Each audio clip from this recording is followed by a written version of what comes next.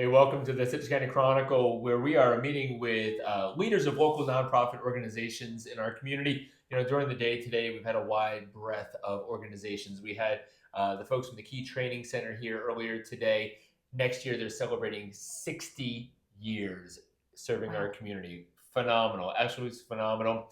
And then today, right now, we have Holly Herndon with us, one of our probably newer nonprofits in our community. It is Peer Leaders in Engineering. So welcome. Yes, thank you.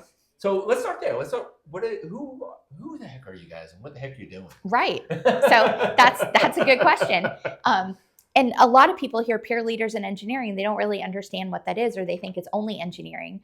But the name came from peer leaders. Is you're not bound by age to teach people or learn from people. Everything that we do is based on our kids learning and then teaching other kids, and our community members teaching our youth. So there's this constant continuity of learning. And then the engineering, if you really break down engineering, it just means problem solving. So when you look at it that way, we have people learning at every age how to problem solve, which goes into our mission, which is to help everyone build the future that they want. So what we teach is for all ages. Okay. And most of our programs have focused on youth, but we've had a lot of adults reach out now and say, hey, listen, the youth shouldn't have all of those opportunities. Like, we want some of them too. So our goal is to help people have the skills that they need to build whatever future that they want. Okay. So, and your professional background is education for many, many years? It is, yes. I've always been in education, went all the way through to get my doctorate in education, and currently starting law school so that I can go on the side of building education and helping to drive it into the direction to help our young people. I'm sure those skill sets help you at least kind of put the syllabus together and put the engineer Yes. kind of the Yep, your problem solving. Exactly. Yes. But put together the program in its wire frame, I'm sure. Yes. I will say the educational background, being in the classroom and working with a variety of age kids, have helped with the design of the program. But really what makes it run is our community members. The wealth of knowledge that our community members bring to this. I mean, that's something that I couldn't bring. My husband, he learned from people who were older than him that really taught him how to do things, and he attributes his success to that. So that has been the goal, is to allow people with the knowledge to share it with other people, and we instill it in our young people who then teach others. So I want to just deviate for a moment, if you allow me, Absolutely. because I feel like there's a connectivity with the trades in general, right? Mm-hmm. And this is not a, correct me if I'm wrong, this is not like a mission to grow tradespeople. However, that certainly is going to be a byproduct of this, right? You're exposing folks to the trades in ways that they maybe had never experienced before. Absolutely. Yes. And it's not trade driven. Exactly. It's driven for them to be able to have the skills to build any future they want, whether they go military or college or a trade. But being exposed to machinery and learning how to have an idea and bring that idea to fruition. So we can think of things all we want, but do we have the skills to make it happen? Sure. And then those skills open everything else up in the world. So it is lending itself to trades, even though that wasn't the initial absolutely, drive but of it. Yet certainly a byproduct thereof. Yes. Right? Yeah. And our community members who come in, they do roundtable discussions at lunches for our students. So part of our program, so we think about all these machines and engineering, but behind the scenes also we have students doing culinary. Mm-hmm. They prep the lunches, they serve the lunches, they take care of everything in the kitchen. So they're using all their math and science skills back there. They're also learning life skills, like how to fill out an application, how to handshake, how to have those soft skills for employment. We're embedding all of that in there as well. So we want students to be able to gain skills that are encompassing of anything that they want to do. Awesome. So we have another guest that we're going to bring on in We just do. a second. But before we do that, there's a couple more things I want to chat with you about first. And that is, so you certainly have currently no shortage of youth that are involved. But if I see this and I want to get involved, how do I start that process? So our website is the best place to do that. It's www.peerleaderscitrus.com. Right on the front page, we have a sign-up sheet, and it'll send me an email that they're interested in volunteering or signing their child up for programming. And tell me again, how many folks do you already have engaged in the program? So we have about 30-something that have already been through the program, but we have a wait list of over 100. And tell us why you have a wait list. We have a wait list because it's not for lack of, I mean. No. So we have the best community volunteers. We have more that, as they find out about the programming, we're talking judges and tradesmen and everybody saying, we want to help. How can we be part of this? So we have volunteers, we have the kids. So then you're like, okay, why aren't you just making this happen? Space. Come on, Holly, let's make it happen. I know, seriously.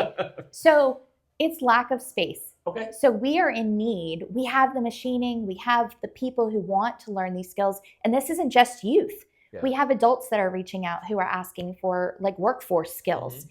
And it's just space. We need a building. So if anybody was hanging on to a building that they wanted to do a lease on for a nonprofit, okay, I'm giving that opportunity to your viewers. Well, and that's exactly what we want, right? We want to make sure that folks know who the heck you guys are. And we're a nonprofit, 501(c)(3), and we just want to serve. When you have people to serve, you just want to serve them. So it's killing me to just not be able to get to all these people. Well, that's wonderful that in really a relatively short period of time, you've built up, obviously, a group of committed volunteers. Yes. We're going to talk to Keith in just a moment about that. And you've built up this excitement and energy around the program where you have a wait list of folks. Absolutely. Very good, very good. So can we bring in Keith now? Absolutely, All right, yes. Let's do that.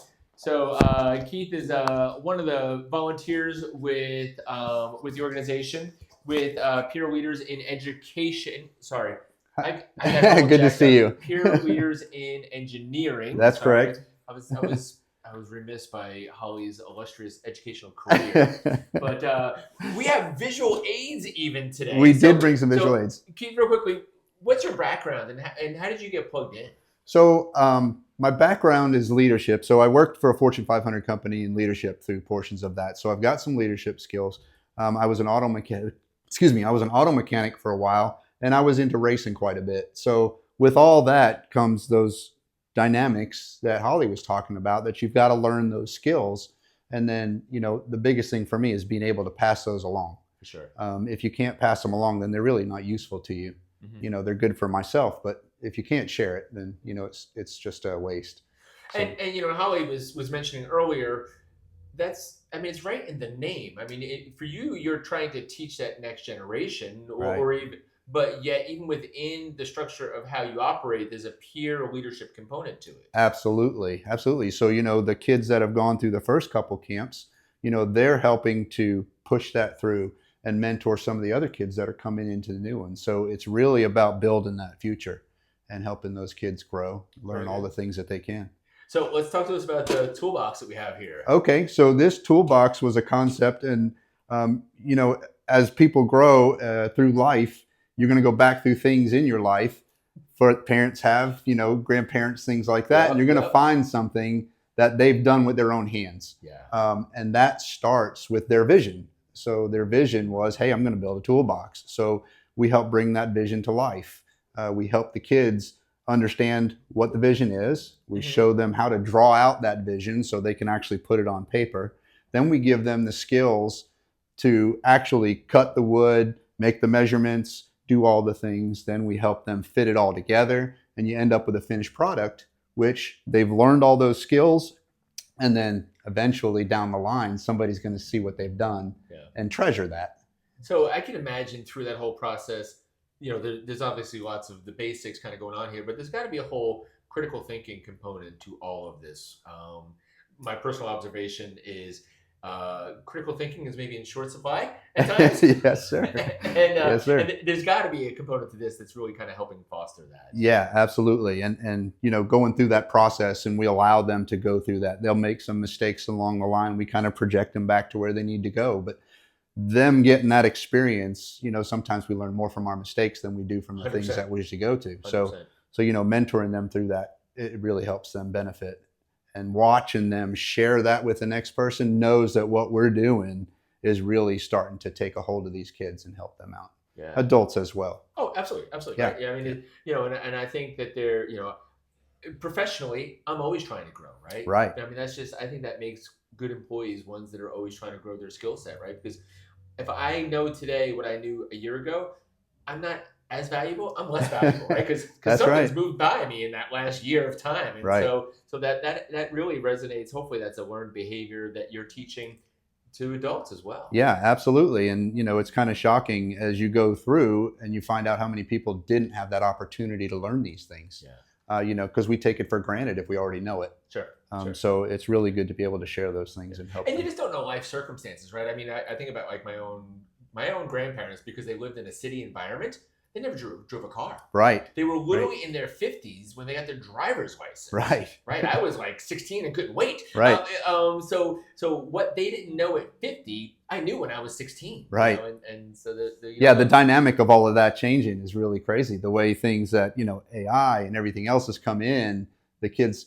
So to bring that up, so, kids get to see these things on TV or on Facebook or whatever, outlet that they're looking at. And, one of the myths that there was, it's kind of a funny story. When we had one of the classes, the kids came up and said, "Hey, tell us where the blinker fluid goes." No. So that generated some really good thought and some laughter. And we were able to explain to them that there really isn't such thing as blinker fluid. But, a dad played that on their kids and it was funny to watch. But, it is funny. We took away the myth, almost like Mythbusters does. Yeah, love Mythbusters. So, So, it was really so real quickly, tell us about, you also have this, what seemingly is just a basic dustpan, right? Right. But there's got to be this whole process in place here. Exactly. So again, we went down to, we drew it. And then through that process, we showed the kids how to map it all out on the metal. We showed them how to bend the metal and how to finish it so that there's no sharp edges so nobody can get hurt or cut.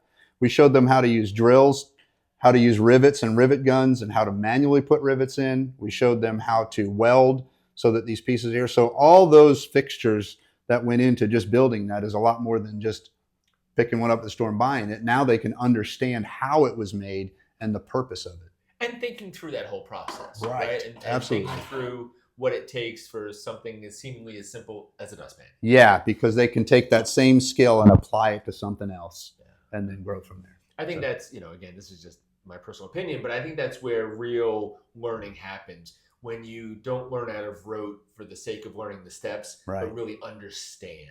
Yes. Makes a critical difference. Yeah, and that's one of the biggest things that this takes care of, is we give them that tool. Very good. So paint a picture for us. Summer is, believe it or not, going to come eventually, even though we're in the midst of the holiday season. You guys will have another program coming up this summer as well, right? We will, yes. We're doing a great job of doing that. And again, like Ms. Holly said, the biggest thing we have is some space. We're challenged with that. So that's really the biggest purpose of what we've gotten to grow, is we've got to get some extra space. Because as she said, we've got plenty of volunteers. We've got lots of kids that just want to keep coming. The interest keeps growing more and more. So we definitely need some help in that area. There you go. So that's the takeaway. First of all, hopefully, I know you learned about an organization that you didn't know existed just 10 minutes ago, right? Right.